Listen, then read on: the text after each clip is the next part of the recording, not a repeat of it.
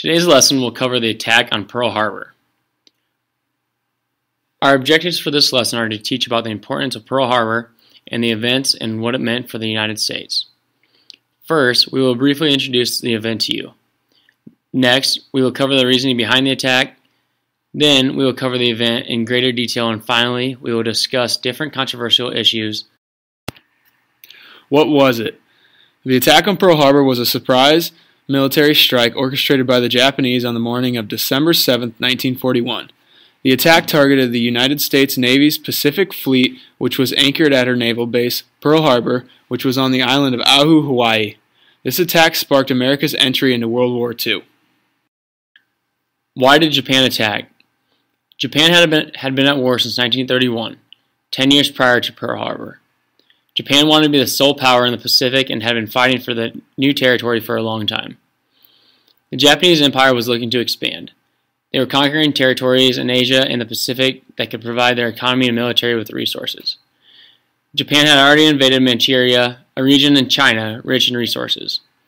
However, they were also looking to conquer many islands in the Pacific, like the Dutch East Indies and the Philippines, for example.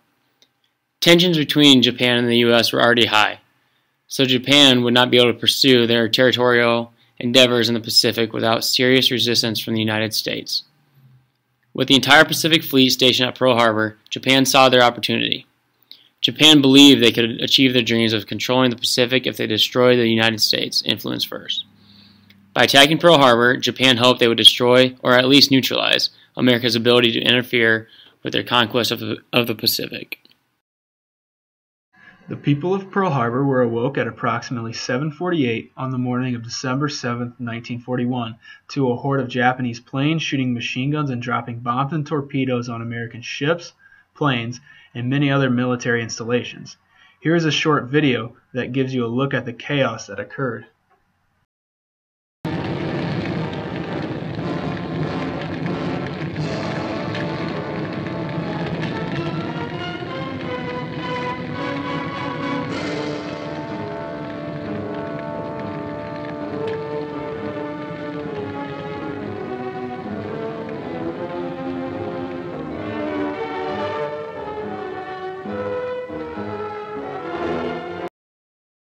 The attack lasted roughly 90 minutes and claimed the lives of many American soldiers and civilians. In total, 2,403 Americans were killed and 1,178 were wounded. The Japanese, however, only suffered 64 deaths. Take a moment to look at the statistics of the attack. Compare and contrast the number of ships and planes each side had before and after the battle to understand how much destruction Japan inflicted. The aftermath. Before Pearl Harbor, much of America was content with being uninvolved in World War II. Immediately after the attack, however, this feeling disappeared. On December 8th, President Roosevelt delivered his famous infamy speech to Congress, and the United States declared war on Japan. Here is an excerpt from his speech.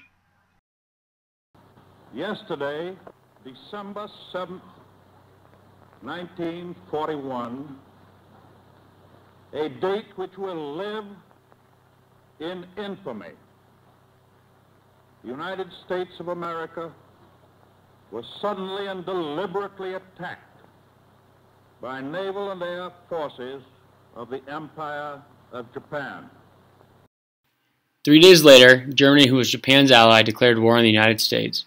This brought America fully into World War II. The crippling of the U.S. Pacific Fleet allowed Japan to go on the offensive. They started taking over islands, including American and British holdouts in the Philippines and Malaya. The aftermath of Pearl Harbor also led to many controversial issues as the war progressed. One major issue the United States had after Pearl Harbor was a domestic one.